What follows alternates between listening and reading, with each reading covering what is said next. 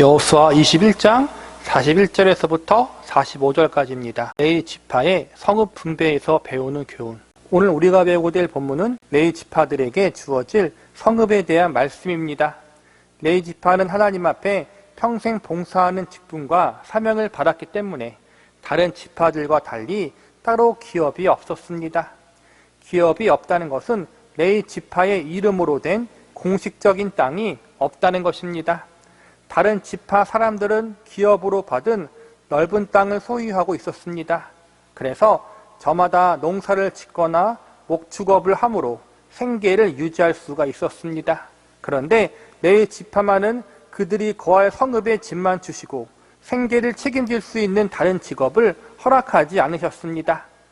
또한 성읍을 주시되 한 지역만 허락하신 것이 아니라 이스라엘 12지파에게 분배된 땅에 레위 지파 사람들이 흩어져 살아가게 하셨습니다. 다른 12지파는 각각 자신들의 지파별로 한 지역에 모여서 살았습니다. 12지파가 각각 거주하며 살아갈 땅을 지역별로 따로따로 하나님이 분배해 주셨습니다. 유다 지파는 유다 지파에게 분배된 지역의 땅에서 모여 살았고, 에브라임 지파는 그들에게 주어진 기업의 땅 안에 다 함께 모여 살았습니다.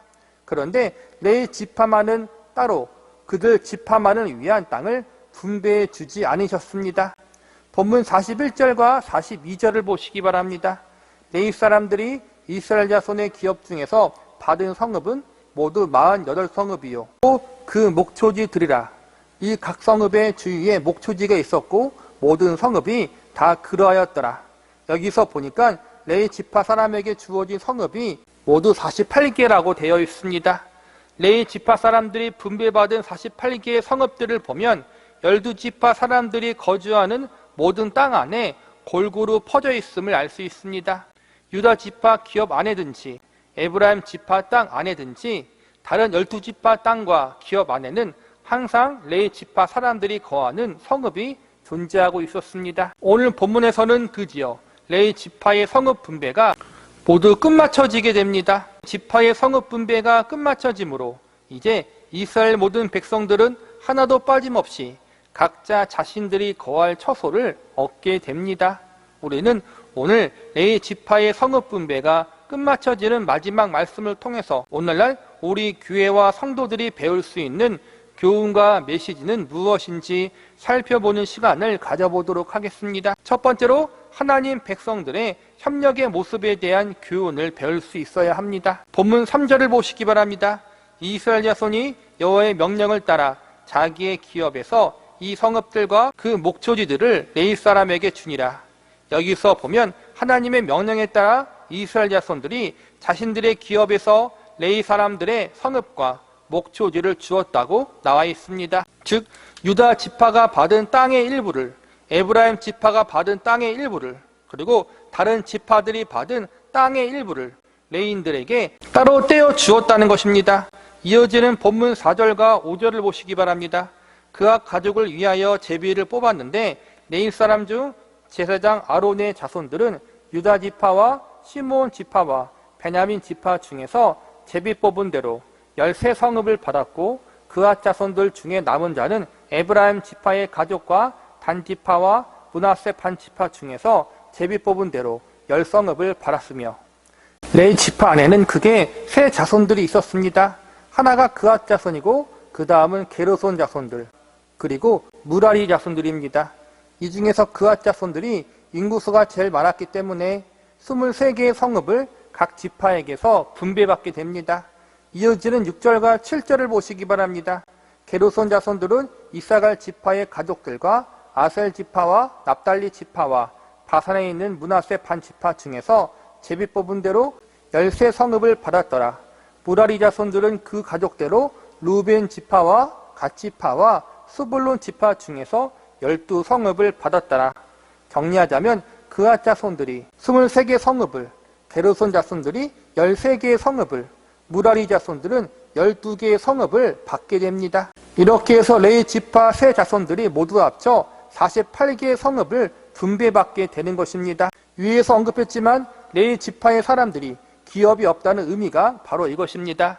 레위 지파 사람들에게 땅을 아예 안 주신 것이 아니라 다른 12지파에게 주어진 성읍을 다시 레위 지파 사람들에게 나누어 주어야 한다는 것입니다. 이렇게 되므로 유다 지파 안에는 원래 유다 지파 사람들만, 에브라임 지파 안에는 에브라임 지파 사람들만 사는 것이 원칙인데 예외적으로 레위 지파 사람들이 들어가 살게 된 것입니다. 레위 지파 사람들은 그들끼리만 모여 사는 것이 아니라 12지파 사람들이 따로 떼어준 성읍에서 흩어져 살게 됩니다. 그래서 오늘 본문의 내용을 보면 주된 내용들이 이스라엘 12지파 사람들이 어떻게 레위 사람들에게 자신들의 성읍을 나누어 주었는지 상세하게 기록하고 있습니다. 8절부터 42절까지의 많은 내용들이 기록되어 있는데 이 내용들이 전부 12지파 사람들이 구체적으로 레위 사람들에게 어떠한 성읍을 주었는지 아주 상세하게 기록해 놓고 있습니다. 우리가 한 번도 들어본 적도 없고 발음하기도 힘든 작은 성읍의 이름들까지 기록해 놓은 것은 하나님의 말씀대로 이스라엘 백성들이 레위 지파 사람들이 살아갈 성읍을 실제로 주었다는 사실을 증명하기 위해서입니다.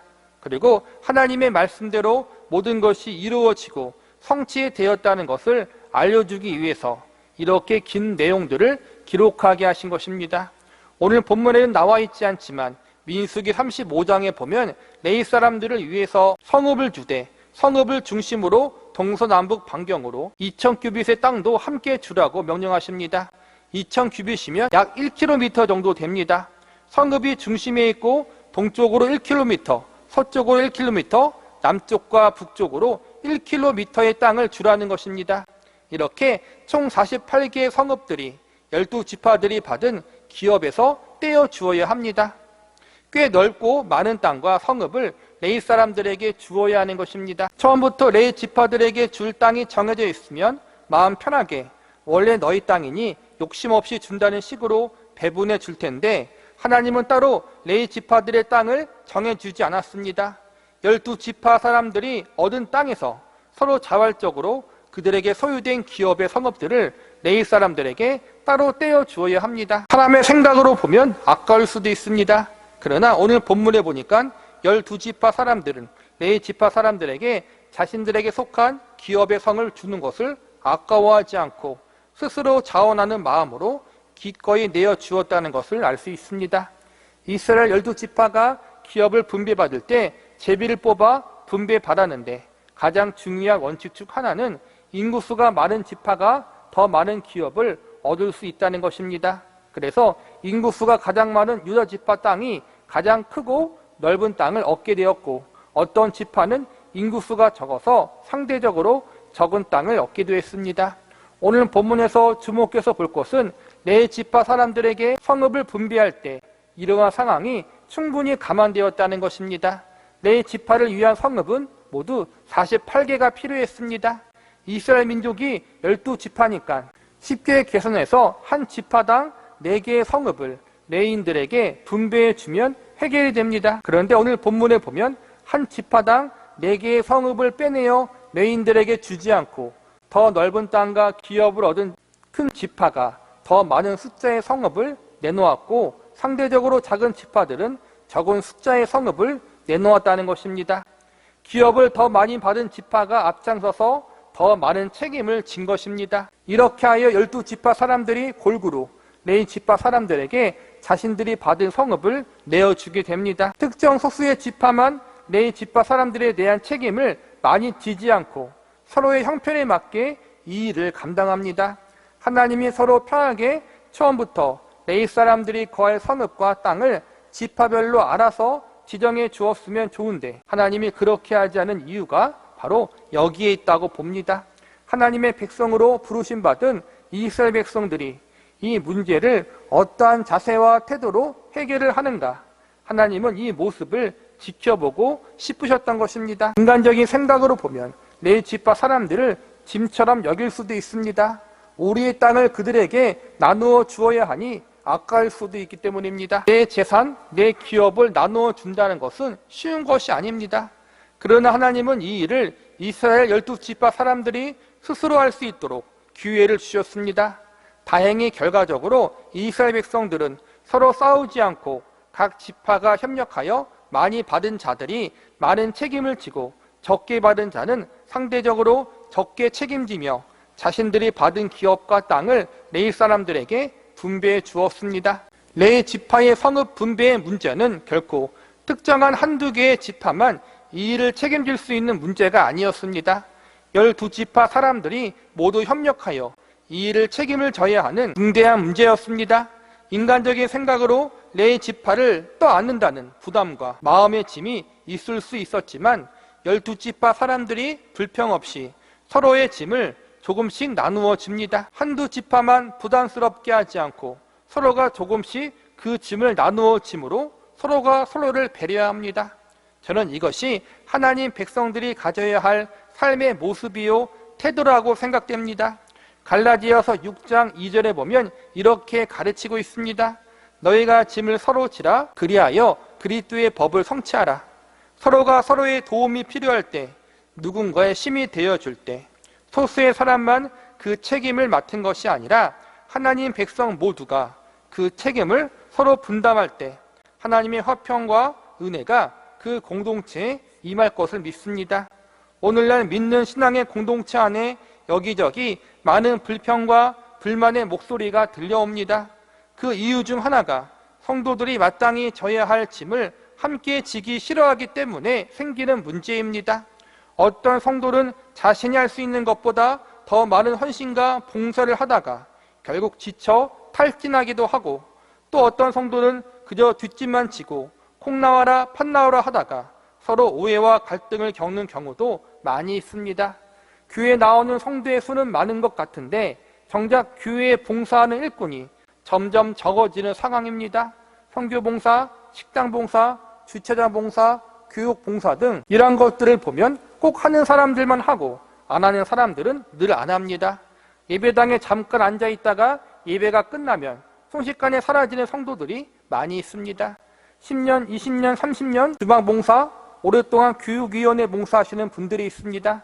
그러나 이렇게 오래 하는 것이 꼭 좋은 일만은 아닙니다.